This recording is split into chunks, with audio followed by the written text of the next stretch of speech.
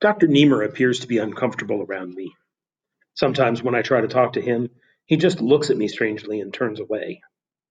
I was angry at first when Dr. Strauss told me I was giving Dr. Niemer an inferiority complex. I thought he was mocking me, and I'm oversensitive at being made fun of. How was I to know that a highly respected psychoexperimentalist like Niemer was unacquainted with Hindustani and Chinese?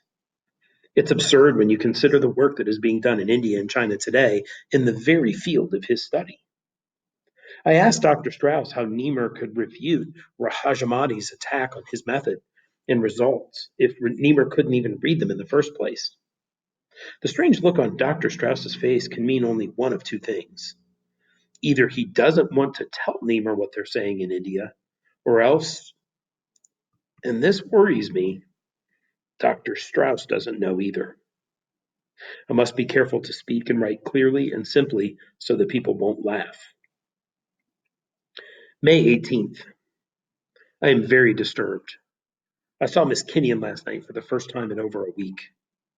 I tried to avoid all discussions of intellectual concepts and to keep the conversation on a simple, everyday level, but she just stared at me blankly and asked me what I meant about the mathematical variance equivalent in Doberman's Fifth Concerto. When I tried to explain, she stopped me and laughed. I guess I got angry, but I suspect I'm approaching her on the wrong level. No matter what I try to discuss with her, I am unable to communicate. I must review Frostad's equations on levels of semantic progression. I find that I don't communicate with people much anymore. Thank God for books and music and things I can think about. I'm alone in my apartment at Mrs. Flynn's boarding house most of the time and seldom speak to anyone. May 20. I would not have noticed the new dishwasher, a boy of about 16, at the corner diner where I take my evening meals if not for the incident of the broken dishes. They crashed to the floor, shattering and sending bits of white china under the tables. The boy stood there dazed and frightened, holding the empty tray in his hand. The whistles and catcalls from the customers, the cries of, "Hey, there go the profits! Mazel tov!" And, "Well, he didn't work here very long," which inevitably seems to follow the breaking of glass or dishware in a public restaurant, all seem to confuse him. When the owner came to see what the excitement was all about, the boy cowered as if he expected to be struck and threw up his arms as if to ward off the blow. All right, you dope," shouted the owner. "Don't just stand there. Get the broom and sweep the mess up. A broom, you idiot. It's in the kitchen. Sweep up all the pieces." The boy saw that he was not going to be punished. His frightened expression disappeared, and he smiled and hummed as he came back with the broom to sweep up the floor.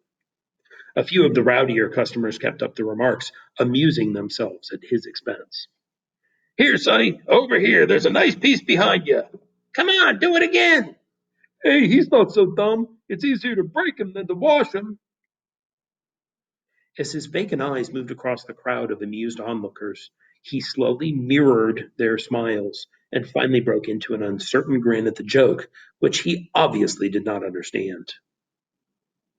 I felt sick inside as I looked at his dull, vacuous smile, the wide, bright eyes of a child, uncertain but eager to please. They were laughing at him because he was mentally retarded. And I had been laughing at him too. Suddenly I was furious at myself and all those who were smirking at him. I jumped up and shouted, "Shut up! Leave him alone! It's not his fault he can't understand. He can't help what he is, but he's still a human being." The room grew silent. I cursed myself for losing control and creating a scene. I tried not to look at the boy as I paid my check and walked out without touching my food. I felt ashamed for both of us. How strange it is that people of honest feelings and sensibility who would not take advantage of a man born without arms or legs or eyes, how such people think nothing of abusing a man born with low intelligence. It infuriated me to think that not too long ago I, like this boy, had foolishly played the clown. And I had almost forgotten. I'd hidden the picture of the old Charlie Gordon from myself because now that I was intelligent, it was something that had to be pushed out of my mind. But today, in looking at that boy for the first time, I saw what I had been. I was just like him. Only a short time ago, I learned that people laughed at me. Now I can see that unknowingly, I joined with them in laughing at myself. That hurts most of all.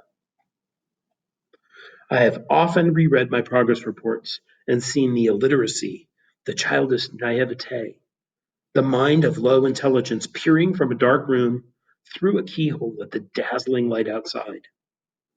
I see that even in my dullness, I knew that I was inferior and that other people had something I lacked, something denied me.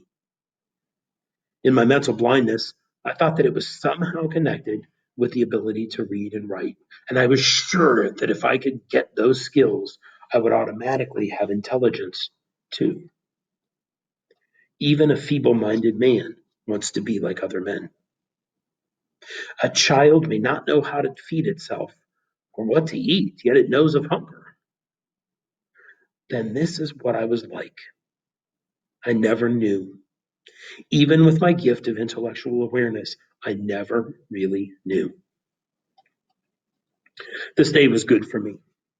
Seeing the past more clearly, I have decided to use my knowledge and skills to work in the field of increasing human intelligence levels. Who is better equipped for this work? Who else has lived in both worlds? These are my people. Let me use my gift to do something for them. Tomorrow, I will discuss with Dr. Strauss the manner in which I can work in this area. I may be able to help him work out the problems of widespread use of the technique which was used on me. I have several good ideas of my own. There is so much that might be done with this technique. If I could be made into a genius, what about thousands of others like myself? What fantastic levels might be achieved by using this technique on normal people, on geniuses? There are so many doors to open. I am impatient to begin.